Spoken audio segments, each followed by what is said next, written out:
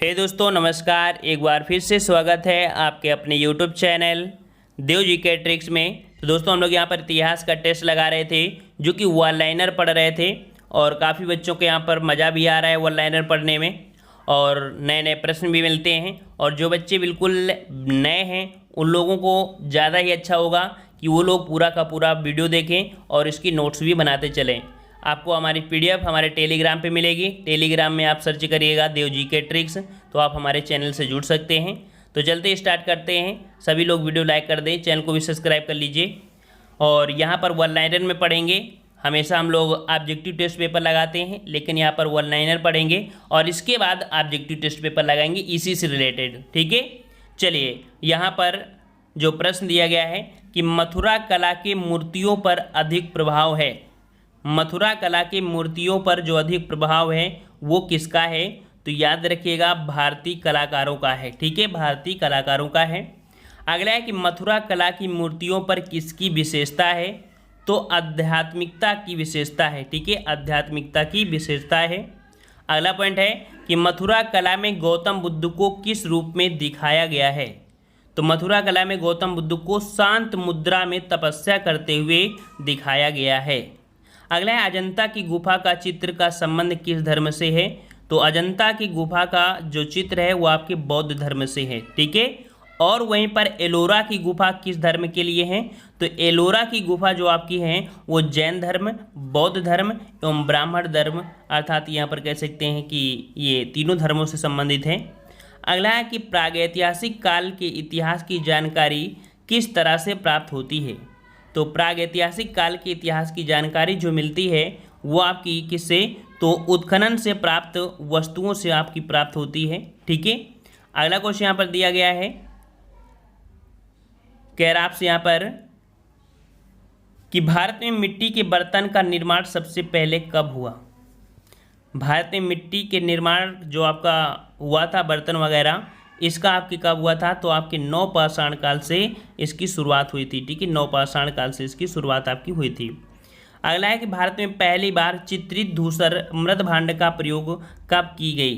तो यहाँ पर ये कब किया गया था? तो आपके ताम्रपाषाण काल में। ठीक है, ताम्रपाषाण काल में। आग का आविष्कार किस काल में हुआ था?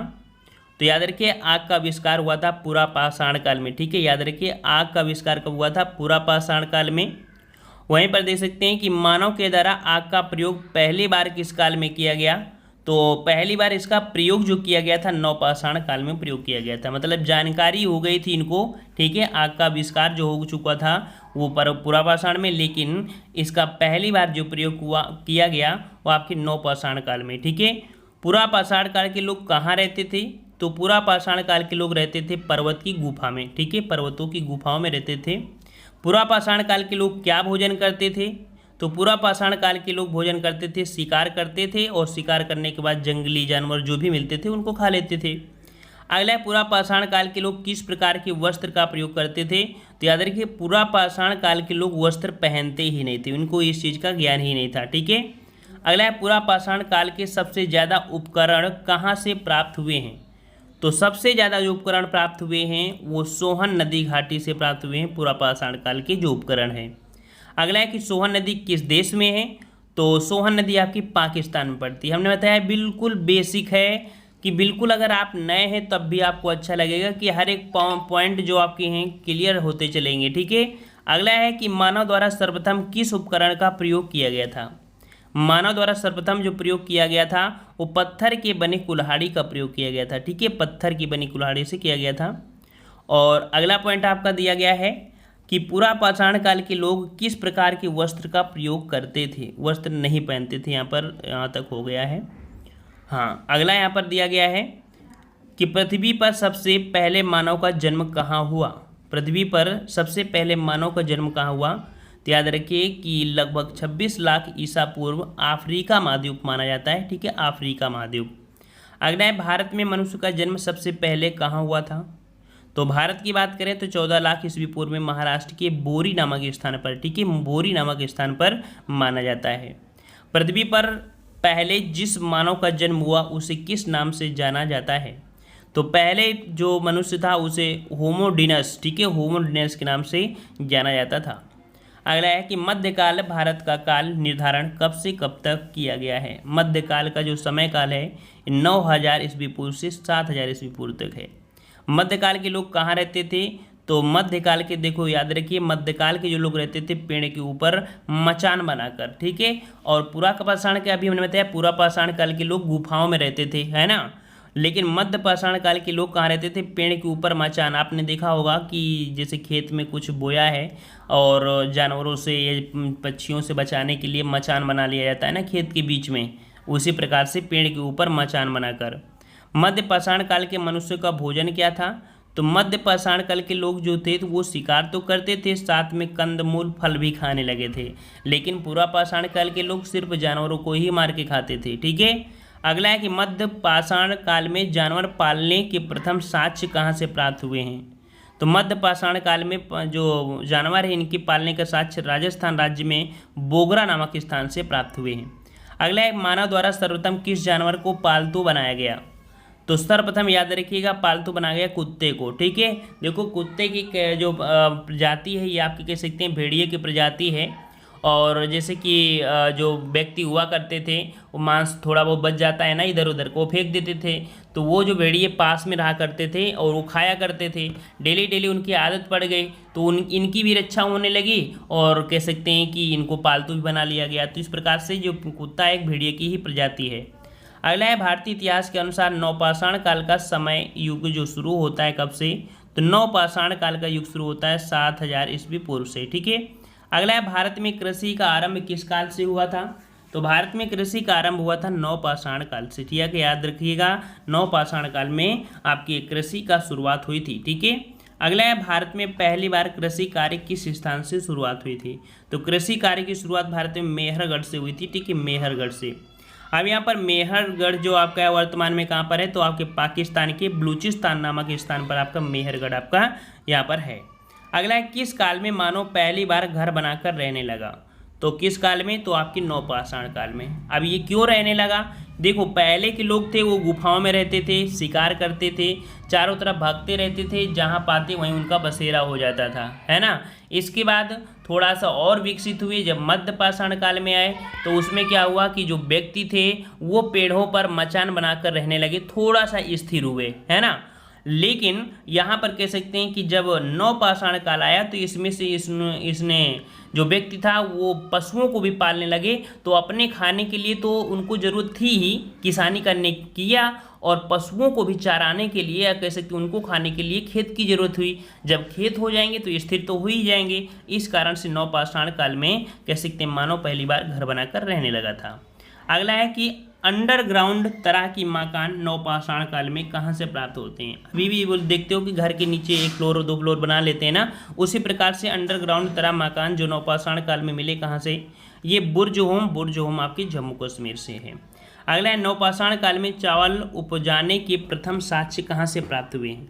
नवपाषाण काल में चावल उपजाने के प्रथम साक्ष्य कहाँ से प्राप्त हुए हैं, तो याद रखिए आपकी कोल्डी हवा आपकी इलाहाबाद जो कि उत्तर प्रदेश से प्राप्त हुआ है आपका चावल उगाने के साक्ष्य, ठीक है। चावल उगाने की बात कर रहा है, ना कि भूसी की बात कर रहा है, ठीक है, चावल उगाने की बात कर रहा है सिर्फ। अगला है बिहार राज्य के किस स्थान से हड्डी के बने औजार एवं उपकरण मिले हैं, तो हड्डी के बने उपकरण जो औजार हैं वो आपके चिसंद एवं सोनपुर से प्राप्त हुए हैं। वर्तमान में चिसंद स्थल बिहार के किस जिले में है, तो वर्तमान में जो आपका चिसंद है आपके सारण जिले में है, ठीक है। अगला है कि मानव के द्वारा पहली बार वस्त्र का प्रयोग कब किया गया, तो ये वस्त्र का प्रयोग पहली बार किया गया नवपाषाण काल में। हमने बताया कि जो पहले के लोग थे पुरापाषाण काल के लोग, ये लोग वस्त्र का प्रयोग नहीं करते थे, लेकिन धीरे धीरे जैसे समय परिवर्तन हुआ तो ये लोग वस्त्र का प्रयोग करने लगे। खाल वगैरह है ना, पेड़ों की छाल और जानवरों की खाल, इनका प्रयोग करने लगे। पहली बार पत्थर के औजार को पॉलिश कब की गई, तो पहली बार पत्थर के औजार को पॉलिश की गई नवपाषाण काल में। पहले की जो औजार थे तो वो तोड़ के बस ऐसे फेंक के मार दिया करते थे, लेकिन धीरे धीरे समय परिवर्तन, उनको थोड़ा ज्ञान हुआ और उसको अच्छी तरीके से पॉलिश कर दिया। पॉलिश मतलब कह सकते हैं तराश देना, उसमें नुकीली धार ले आना, ठीक है। भारत में किस एक गुफा में पुरापाषाण काल, मध्य पाषाण काल एवं नवपाषाण काल के चित्र मिले हैं, तो ये भोपाल के पास आपका जो भीमबेटका है यहाँ पर तीनों प्रकार के कह सकते हैं चित्र मिले हैं। विश्व स्तर पर तांबे की खोज सर्वप्रथम किस सभ्यता एवं संस्कृत के लोगों के द्वारा किया गया? याद रखिएगा कि जो तांबे की खोज सर्वप्रथम आपकी हुई ये आपकी सुमेरिया सभ्यता से, ठीक है, सुमेरिया सभ्यता से। और सुमेरिया सभ्यता के लोगों के द्वारा तांबे की खोज कब की गई थी? तो 5000 ईस्वी पूर्व में की गई थी, ठीक है। अगला है, भारत में पहली बार किस सभ्यता के लोगों ने लिपि भाषा का प्रयोग किए? लिपि भाषा का प्रयोग किए तो आपके हड़प्पा सभ्यता के लोगों ने पहली बार यहाँ पर लिपि भाषा का प्रयोग किया था। भारत में बड़े बड़े गांव की स्थापना पहली बार कब हुई थी? तो ये आपकी ताम्रपाषाण काल में हुई थी, ठीक है। अगला है, ताम्रपाषाण काल के लोगों को मरने के बाद कहाँ पर दफनाया जाता था? तो ताम्रपाषाण काल में जो लोग मर जाते थे तो उनको कमरे के फर्श के नीचे ही दफना देते थे। अगला है कि ताम्रपाषाण काल के लोग मृत भांड को किस रंग के कलर से रंगते थे? तो याद रखिए काले एवं लाल। मैक्सिमम आपको यहाँ पर कह सकते हैं जो भी उस समय के वस्तु थे वो आपको लाल थे, लेकिन मृत भांड को काले एवं लाल से करते थे। अगला है, ताम्रपाषाण काल के लोग किस प्रकार के मकान में रहते थे? तो ताम्रपाषाण काल के लोग पक्के ईंटों से मकान में रहते थे। याद रखिएगा कि ताम्रपाषाण अर्थात जब मोहनजोदड़ो आपने पढ़ा होगा, है ना, तो इसमें पक्की ईंटों के ही आपके मकान बने थे, नगरीय सभ्यता हो गई थी। यहाँ पर ताम्रपाषाण काल के लोग किस प्रकार के भोजन करते थे? तो शाकाहारी मांसाहारी दोनों ही करते थे। मालवा, कायथा, एरड़, त्रिपुरी ताम्रपाषाण काल की संस्कृत के अवशेष कहाँ से मिले? तो आपके ये मध्य प्रदेश से मिले हैं, ठीक है। अगला है कि ताम्रपाषाण काल के लोग मृत भांड को किस रंग से, ये तो आपने पढ़ ही लिया है ना। अब यहाँ पर आपको पढ़ना है हड़प्पा सभ्यता, सिंधु सभ्यता एवं सिंधु सभ्यता।